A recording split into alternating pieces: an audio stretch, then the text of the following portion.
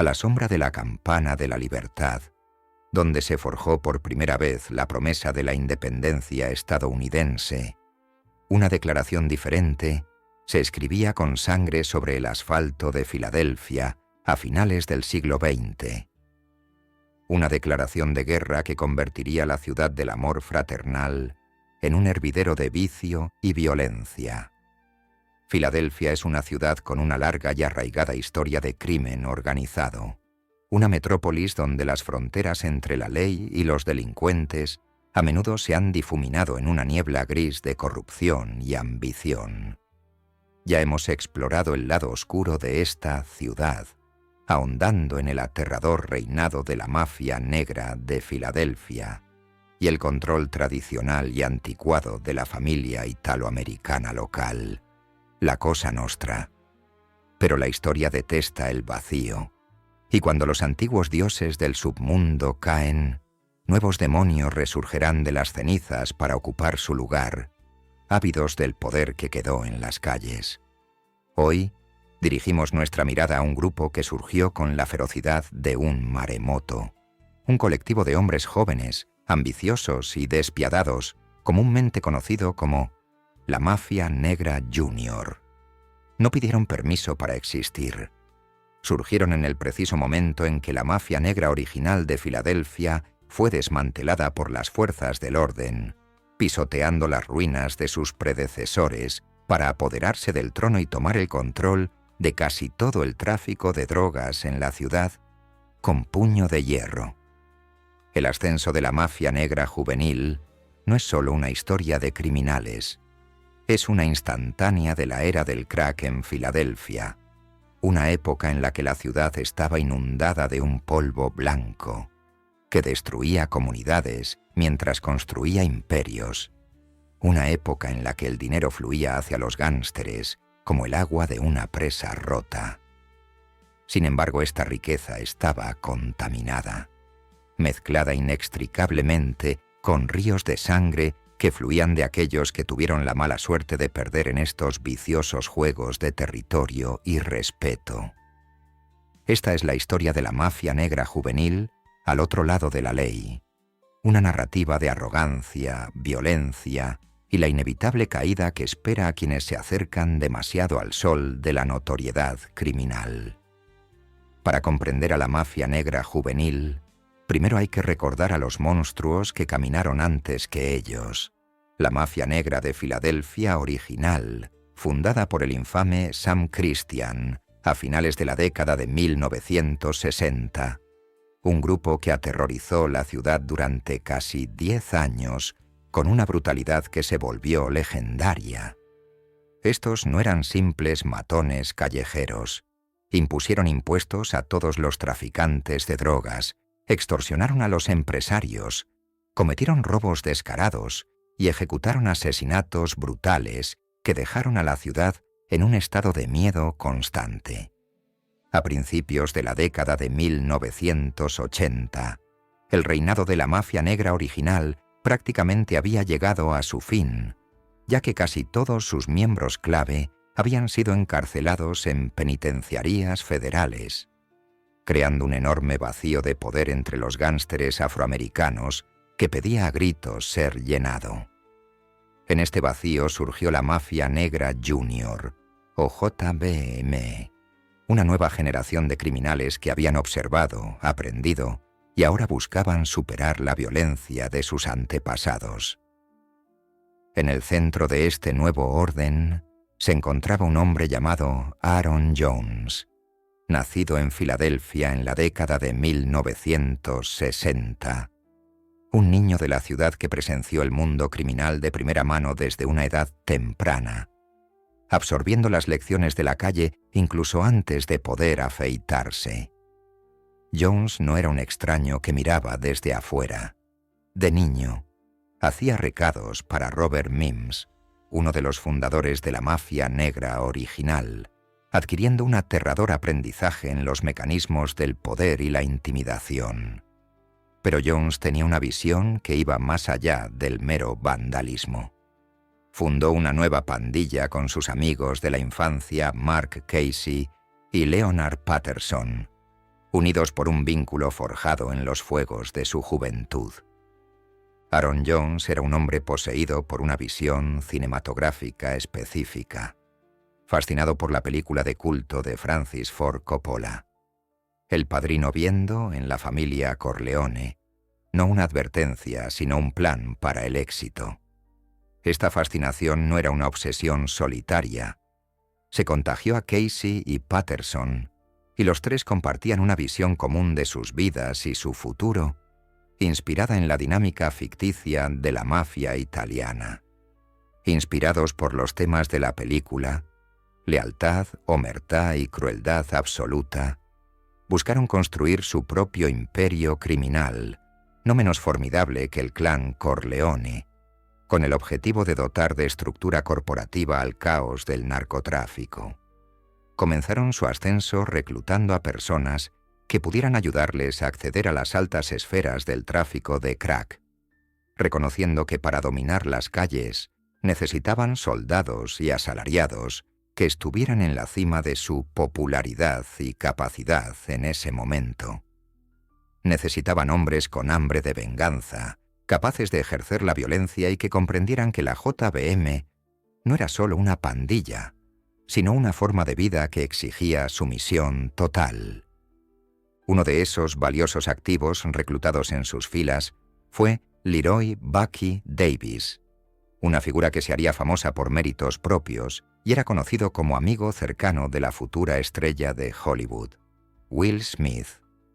Davis, al igual que Jones, era producto de su entorno, nacido en la década de 1960 en Filadelfia, una ciudad que cambiaba rápidamente bajo el peso del declive económico y el aumento de la delincuencia.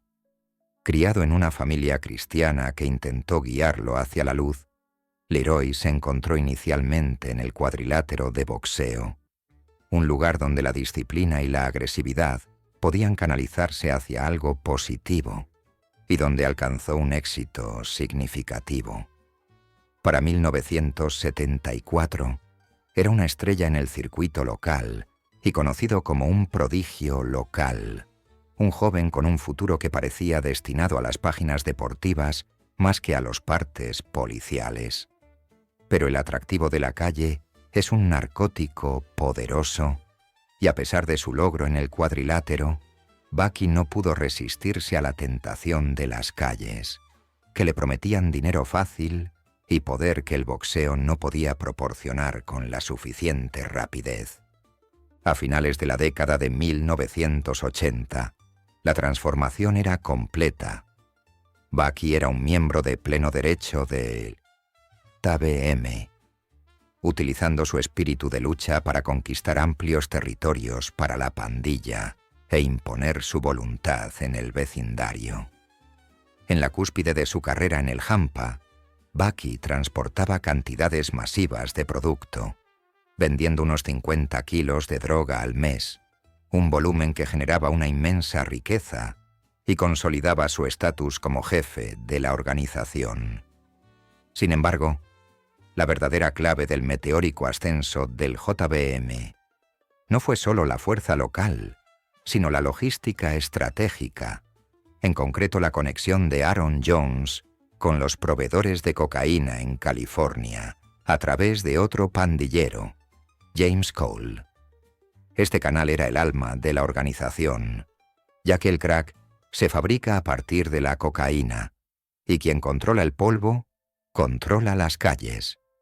La alianza entre Jones y Cole aseguró un suministro constante de producto de alta calidad. Un triunfo logístico que dio a la pandilla una importante ventaja sobre sus competidores, que se peleaban por las sobras. Una vez asegurado el control de la cadena de suministro, gradualmente se apoderaron del mercado de drogas, sofocando a los traficantes independientes y estableciendo un monopolio basado en el miedo y una economía superior. La JBM suministraba su producto a los traficantes locales en condiciones innegociables y extremadamente duras. Estos traficantes callejeros solo podían vender la cocaína de la banda, convirtiendo a los traficantes independientes en empleados de facto de la empresa. El castigo por desafiar este mandato era rápido y definitivo. Si un traficante se negaba a cumplir con el monopolio de la JBM, pronto sería encontrado muerto, un sombrío recordatorio de que el libre mercado no existía en su territorio. La JBM hizo del famoso eslogan «Agáchate o recuéstate» su sello distintivo, una frase escalofriante que servía de advertencia tanto a competidores como a traficantes. «Únete a nosotros, sométete a nosotros, o muere donde estás». Todo lo que hacían se ejecutaba según los preceptos de la mafia negra original, adoptando la brutal eficiencia de sus predecesores y añadiendo una intensidad moderna, impulsada por el crack. Más tarde, siguiendo el mismo modelo de extorsión y dominio, grababan a los traficantes callejeros que ni siquiera formaban parte de su organización, añadiendo esta fuente parasitaria de ingresos a sus ventas directas de droga. A finales de la década de 1980, la mafia negra juvenil había expandido su influencia por todo el mapa, extendiendo sus tentáculos al noroeste, sur y suroeste de Filadelfia, rodeando eficazmente la ciudad con una red de distribución de narcóticos. Construyeron una extensa red de distribución de cocaína, con vínculos directos con narcotraficantes colombianos y la mafia italoamericana, tendiendo un puente entre las pandillas callejeras y el crimen organizado internacional. La pandilla buscaba convertirse en la líder de toda la región, controlando agresivamente una parte significativa del tráfico de heroína, crack y cocaína, sin dejar ningún rincón del mercado al margen de su influencia. Su ambición era desbordante, impulsada por la obsesión de Aaron Jones por la representación cinematográfica del poder, lo que lo llevó a implementar estructuras organizativas que reflejaban la mafia italiana que tanto admiraba. En 1987, siguiendo el modelo de la mafia italiana representada en El Padrino JBM, creó la Comisión, un órgano rector diseñado para mantener el orden y tomar decisiones dentro de la organización. Originalmente se concibió como una reunión democrática entre iguales, donde cada miembro tenía voz en asuntos importantes, como la admisión de nuevos miembros y la resolución de conflictos internos, una mesa redonda de capos del crimen. Sin embargo, la realidad del poder es que rara vez tolera la igualdad, y Jones rápidamente sometió la comisión a su voluntad, adoptando una posición comparable a la de un presidente de la junta directiva o un dictador. Esta consolidación de poder le otorgó una influencia considerable sobre las actividades de la JBM, convirtiendo la organización en una extensión de su propio ego y ambición. La JBM consolidó su autoridad de la misma manera despiadada que sus predecesores de la mafia negra de Filadelfia, silenciando la disidencia y cimentando su reputación mediante asesinatos de alto perfil que debían ser vistos y temidos. Las calles de Filadelfia estaban a punto de teñirse de sangre, mientras la JBM buscaba demostrar que eran los nuevos reyes de la ciudad. La primera serie de asesinatos de este tipo, que puso de manifiesto la absoluta intolerancia del JBM ante la falta de respeto, tuvo lugar en 1988, un año que se convertiría en sinónimo de violencia en Filadelfia. El primero de estos sombríos sucesos ocurrió en mayo, cuando el silencio de la noche fue interrumpido por el sonido de disparos, lo que provocó una llamada a la policía alrededor de las 2 de la mañana. Al llegar al lugar, los agentes del orden descubrieron un cuadro de horror.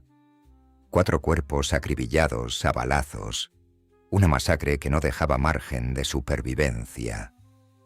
Entre los muertos se encontraba un boxeador de 22 años llamado Gregory, un joven que había recibido varios disparos, cuyo potencial se extinguió en una lluvia de balas junto con su novia, quien también fue asesinada simplemente por estar en el lugar equivocado con la persona equivocada.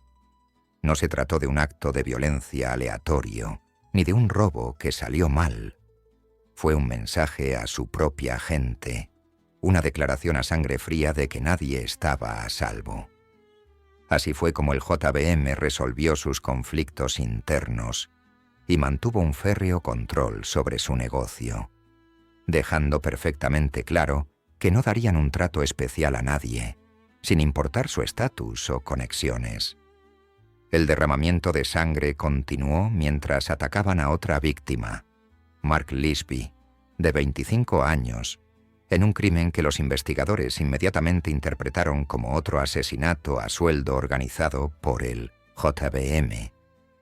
Este asesinato formó parte de sus continuos intentos por afirmar su dominio sobre el mercado de drogas de Filadelfia, eliminando a cualquiera que obstaculizara su expansión.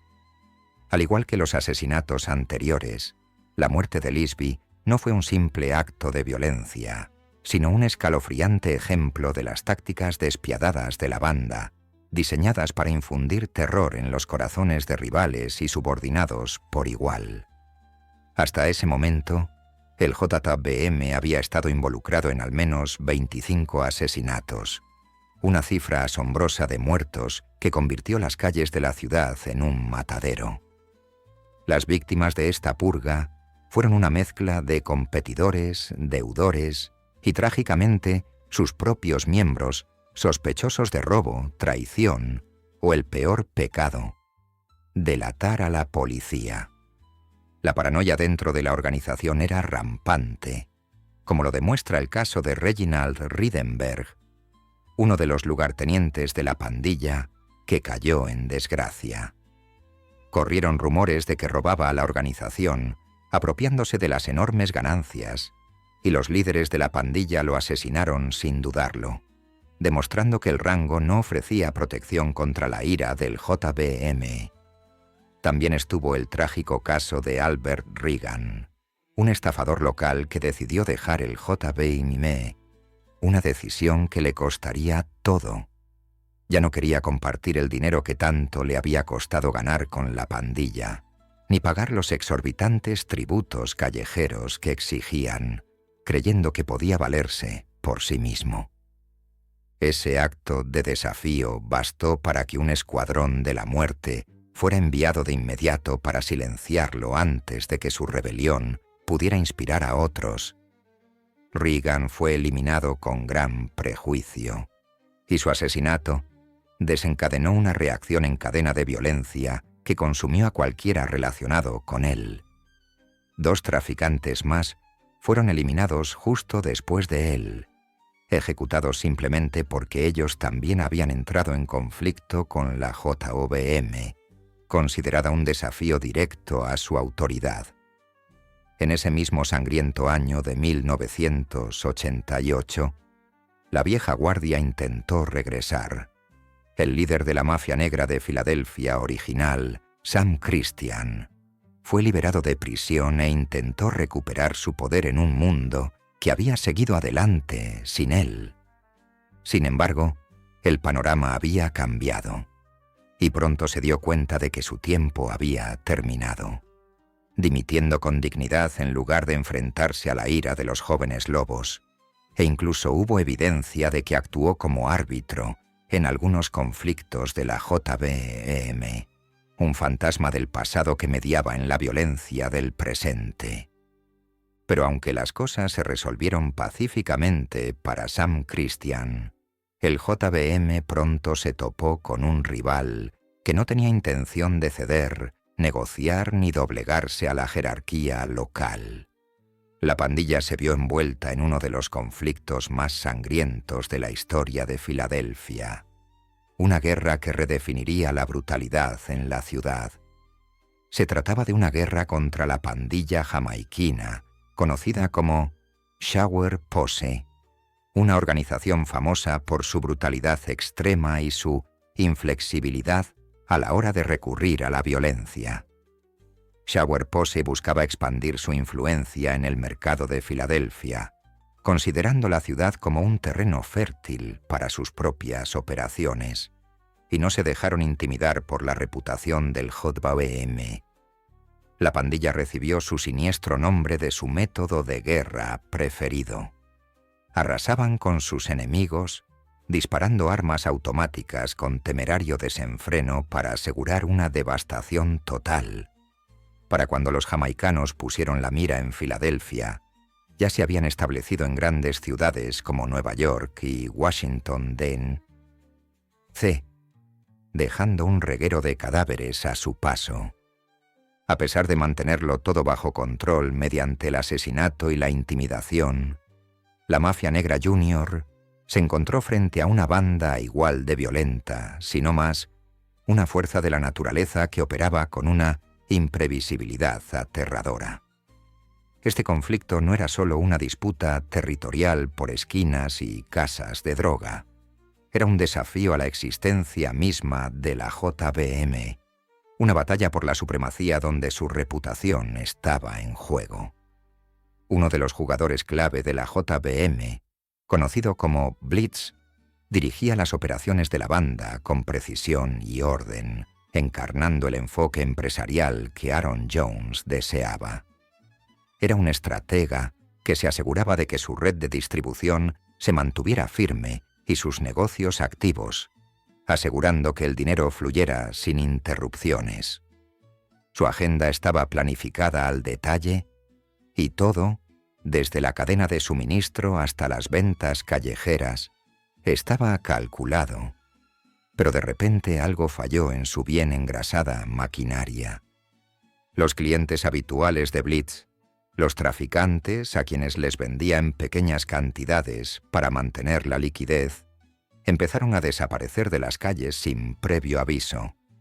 Y no solo uno o dos que podrían haber sido arrestados o asesinados en los riesgos habituales del negocio, sino grupos enteros desaparecieron, creando un silencio más fuerte que un disparo.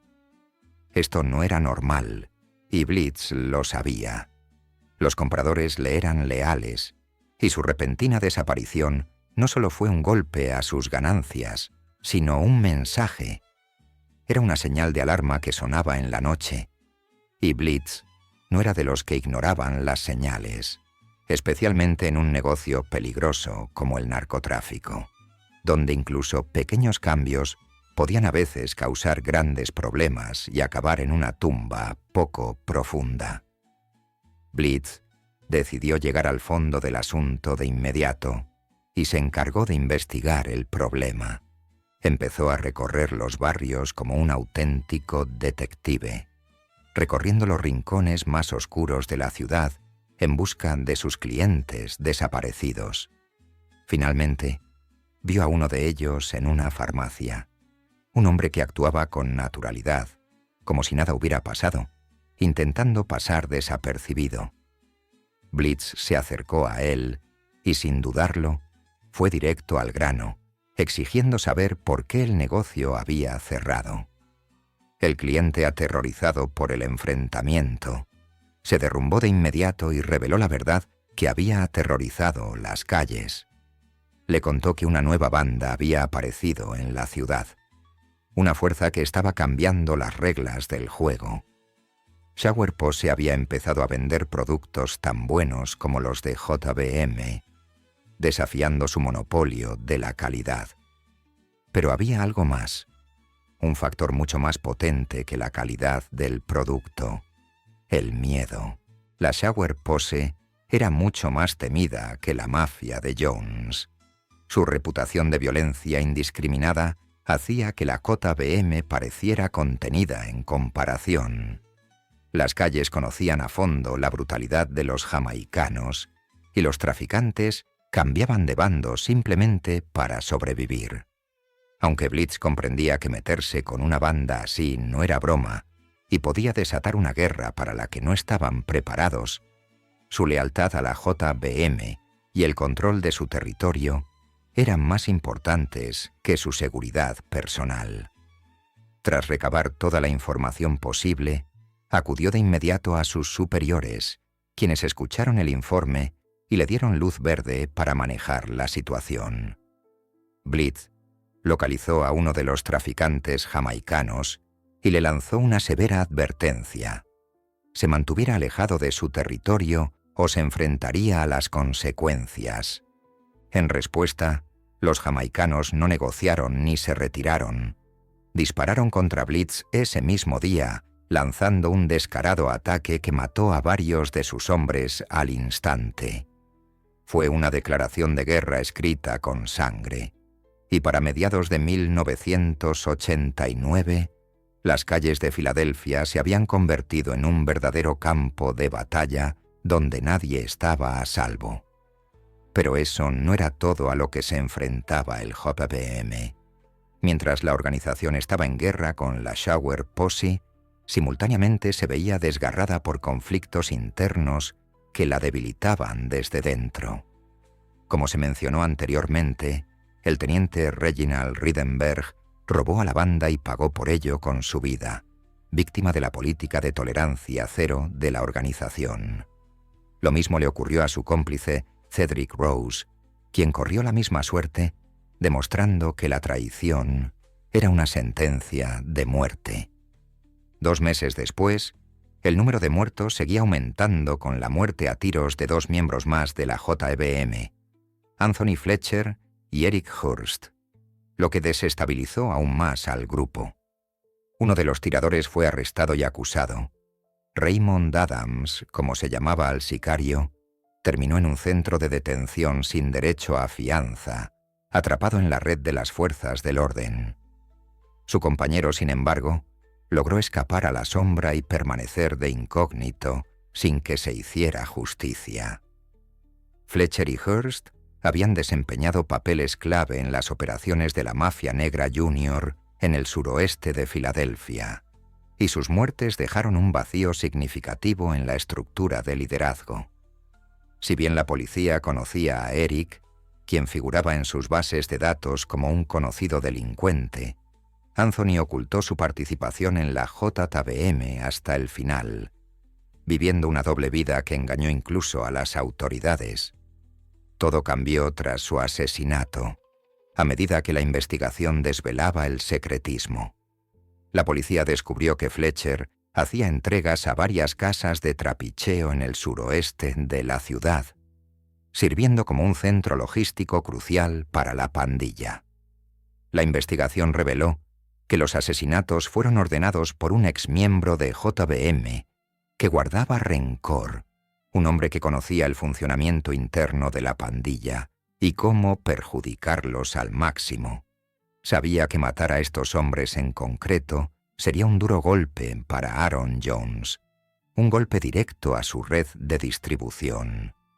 Para llevar a cabo el asesinato, contrató a 2 sicarios, pagando solo $500 a cada uno, una suma sorprendentemente baja que ilustraba lo barata que se había vuelto la vida en Filadelfia durante la epidemia del crack. Como si los jamaicanos y las disputas internas no fueran suficientes para derrumbar el imperio, JBM también entró en conflicto con otro influyente comerciante local, Craig Haynes. Un día Craig conducía por las calles de la ciudad, en un viaje de negocios, cuando notó que un coche lo seguía, acortando distancias rápidamente con intenciones agresivas. El coche estaba lleno de miembros de JBM, un escuadrón de la muerte enviado para eliminar a la competencia. Los gánsteres no perdieron el tiempo y abrieron fuego de inmediato contra Haynes, rociando su vehículo con balas en un intento desesperado por matarlo. Milagrosamente, Craig escapó con solo un susto, pero el atentado desató una disputa que consumiría a la ciudad. Para contraatacar, Haynes comenzó a reunir a sus leales, preparándose para una sangrienta confrontación con JBM que rivalizaría con cualquier guerra de la mafia en la historia. La tensión entre ambas facciones era palpable y se extendía por todo el país. Uno de los enfrentamientos más tensos y significativos tuvo lugar lejos de Filadelfia, en las calles iluminadas de neón de Las Vegas. Aaron Jones y Craig Haynes se encontraron en el mismo combate de boxeo la misma noche. una coincidencia que parecía orquestada por el destino. Su encuentro rápidamente degeneró en una confrontación, y la mala sangre se desató en un lugar público. Terminaron en una pelea a puñetazos, peleando como matones comunes, pero, sorprendentemente, nadie tocó sus armas, quizás debido a las fuertes medidas de seguridad o a un lapsus momentáneo en sus intenciones asesinas. Sin embargo, de vuelta en Filadelfia, Craig no lo vio como un ajuste de cuentas, sino como echar leña al fuego, una falta de respeto que exigía sangre. Haynes lanzó de inmediato una serie de ataques contra los colaboradores más cercanos de Aaron Jones, convirtiendo las calles en un coto de caza. Uno de los episodios más trágicos de esta ola de violencia fue el asesinato de Donald Branch, víctima inocente del caos. Los hombres de Craig, cegados por la rabia y la adrenalina, confundieron a Branch con Jones y lo asesinaron a sangre fría, un trágico error que subrayó la temeridad de la guerra. Estos conflictos a gran escala, que se desarrollaban en paralelo, llevaron a JBM a descuidar la supervisión de su flujo de caja, ya que la dirección estaba demasiado distraída por la supervivencia como para gestionar las cuentas. Muchos de los que trabajaban en el territorio de JBM dejaron de pagar sus impuestos de circulación e incluso pasaron a la clandestinidad, ya que las constantes disputas territoriales dejaron claro que la estabilidad era cosa del pasado y que JBM ya no podía garantizar su protección. Mientras tanto, la disputa entre Haynes y Jones alcanzó un clímax dramático cuando protagonizaron un tiroteo justo afuera del Ayuntamiento de Filadelfia, la sede misma del poder gubernamental.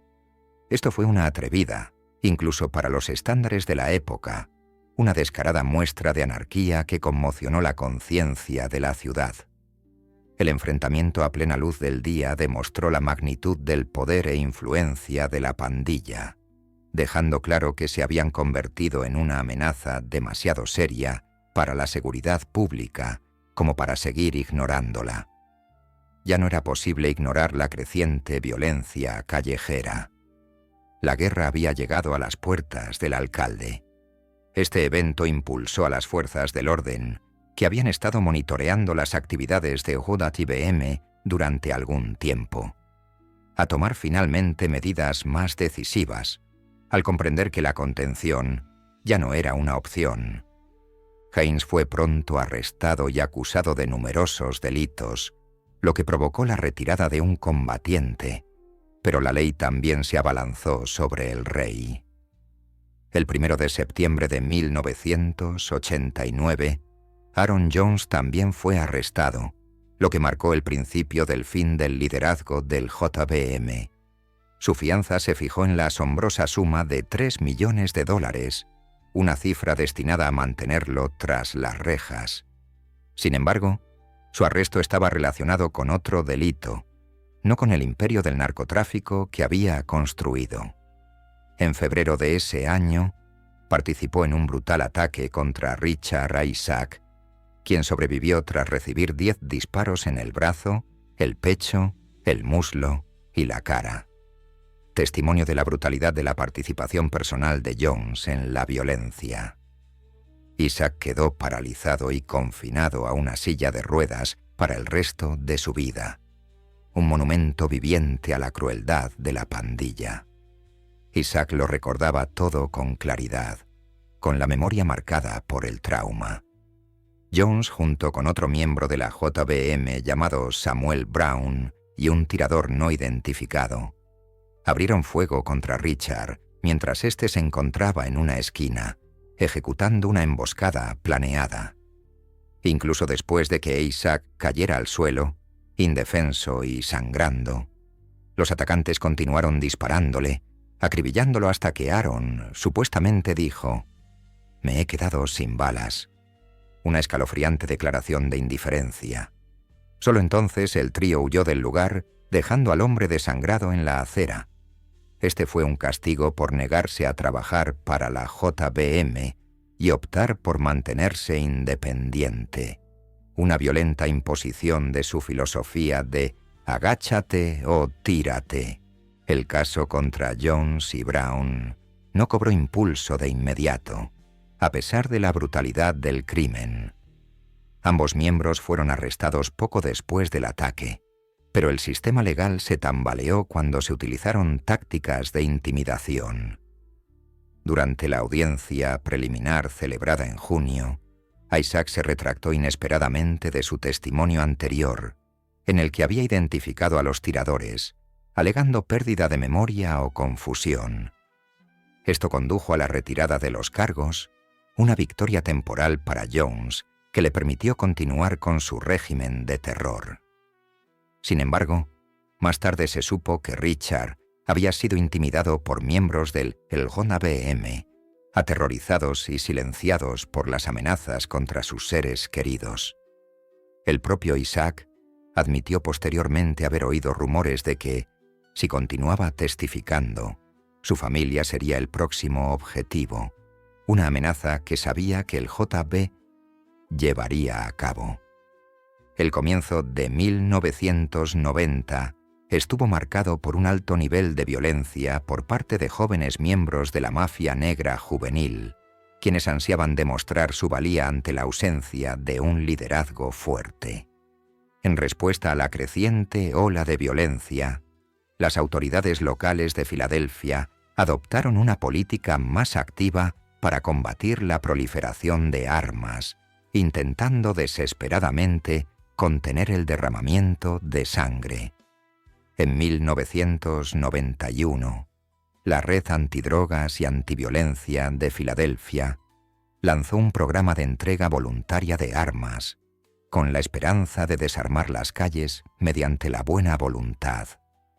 El objetivo era reducir el nivel de violencia armada y la cantidad de armas en las calles, ofreciendo una salida a quienes se encontraban en el fuego cruzado. A los ciudadanos se les ofrecía $20 por cada arma que entregaran, una suma irrisoria con la esperanza de reducir el número de situaciones potencialmente peligrosas. Sin embargo, la iniciativa no resolvió el problema principal, que era mucho más profundo y sistémico que la mera presencia de armas. Una cantidad tan enorme de violencia y armas no surgió de la nada. Fue alimentada por un lucrativo mercado negro. Criminales y pandilleros fueron los culpables, y es improbable que alguno de ellos hubiera entregado voluntariamente sus armas por $20 cuando el poder y la supervivencia estaban en juego. Además, ganaban mucho más dinero con el crimen organizado, el narcotráfico, el juego y otras actividades, lo que convertía el programa de recompra en una broma para los verdaderos protagonistas.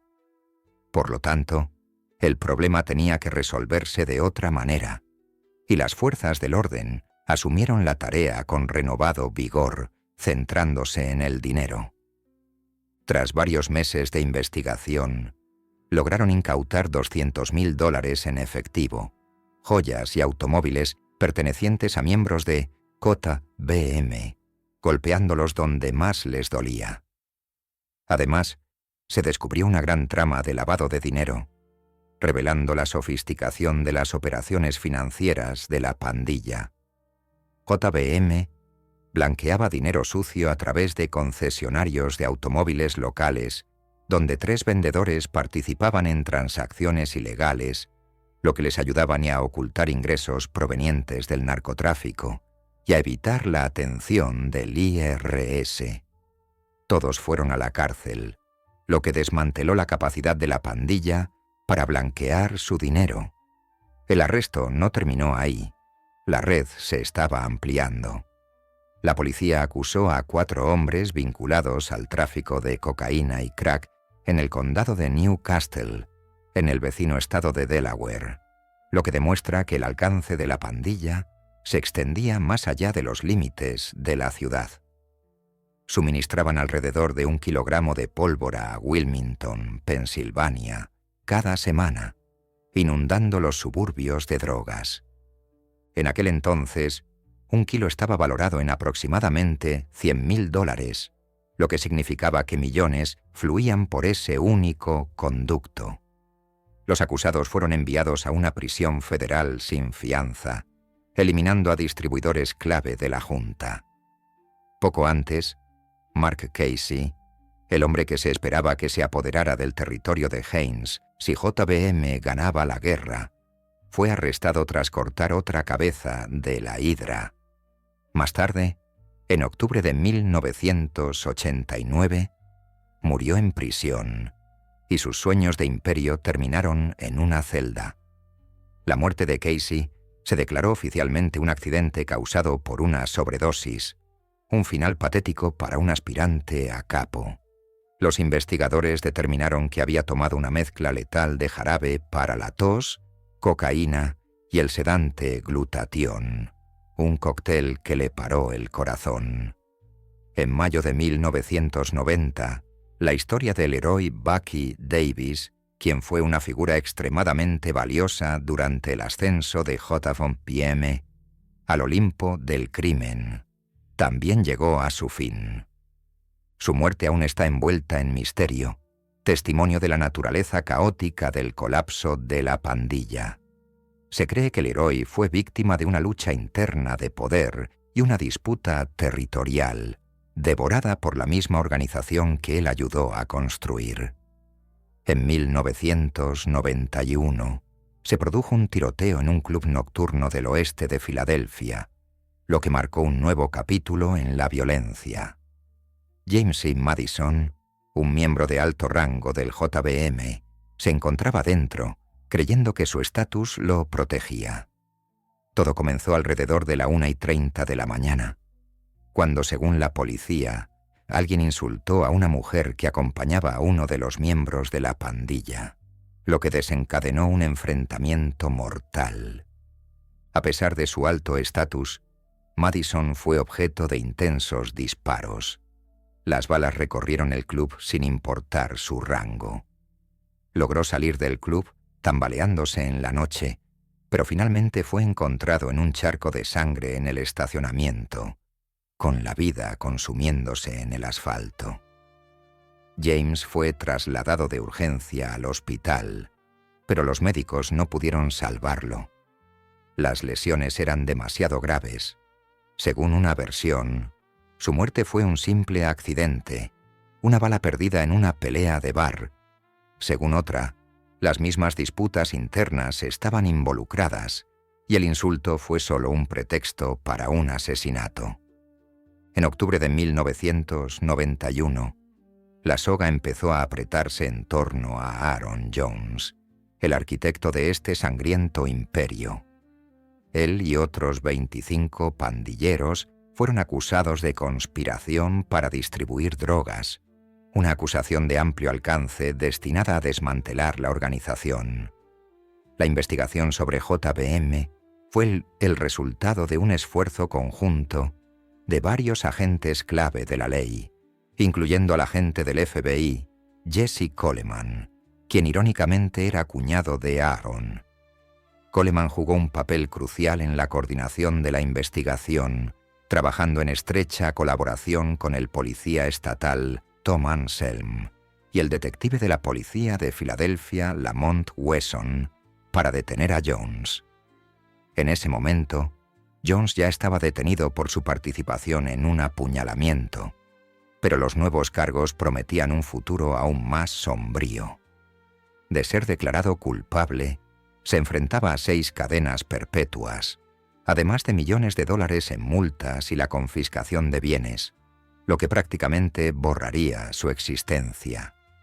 Los cargos contra él no se limitaban a conspiración para distribuir drogas. El gobierno lo atacó con todas sus fuerzas. También estaba a la espera de juicio por la presunta tortura de un rehén, un delito que ponía de manifiesto su lado sádico. Además, se le acusaba de organizar el brutal asesinato de otro pandillero, quien recibió más de 20 disparos, una exageración que denotaba un profundo odio. Aunque los cargos contra Jones y más de 2 docenas de sus cómplices se consideraron una gran victoria para las fuerzas del orden, no todos creían que este sería el fin de JBM. El problema era que, a pesar de las redadas a gran escala y los arrestos de alto perfil, 6 presuntos miembros de JBM seguían prófugos, rondando las calles como fantasmas. Muchos creían, con razón, que la organización ya había empezado a recuperarse del golpe, adaptándose a la presión. Si bien la policía había eliminado a miembros clave, la pandilla era una estructura descentralizada compuesta por varias facciones y una amplia red de socios dispersos por Filadelfia y sus alrededores. Y mientras algunos miembros permanecieron en libertad, la JBM siguió existiendo, una hidra que desarrollaba 2 cabezas por cada una que le cortaban. Para 1992, la Mafia Negra Junior se había consolidado como una de las pandillas más violentas y exitosas económicamente de Filadelfia, si no de toda la costa este, dejando una huella imborrable en la región. En tan solo 5 años, habían ganado más de $100 millones con el narcotráfico, principalmente cocaína, una fortuna amasada a base de adicción y muerte. También fueron responsables de varias docenas de asesinatos, un balance desolador que definió su legado. En junio de ese año, tras años de investigación y numerosas redadas, las autoridades lograron la condena de 7 hombres involucrados en la red de narcotráfico JBM, haciendo justicia finalmente a las víctimas. Unos meses antes, 3 más habían sido arrestados, incluyendo 2 presuntos jefes, lo que debilitó aún más la cúpula. En julio de 1992, varios miembros de JBM fueron condenados, como Reginald Reeves, James Price, Anthony Long, Joseph Cobb, Michael Williams, Daryl Reeves y Leroy Jackson, quienes desempeñaron un papel importante en la distribución de drogas. 2.